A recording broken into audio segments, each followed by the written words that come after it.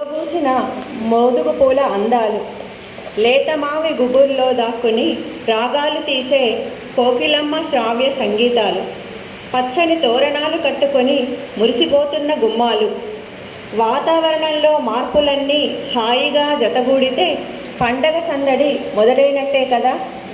లేత మామిడి వగరుకు తీయని బెల్లం మరో 4 రుచులను భావోద్వేగాలకు గుర్తులుగా జోడించుకొని భవిష్యత్తును పంచాంగంలో దర్శించుకొని ప్రకృతిని పచ్చదనాన్ని ఆరాధిస్తూ ఆత్మీయులతో అనుభూతులనే కాదు కాసిన్ని అక్షరాలను కూడా పవిత్రంగా పంచుకొని తెలుగు తల్లిని సైతం భాగం చేసుకొని వచ్చేసింది మనదైన ఉగాది పండుగ.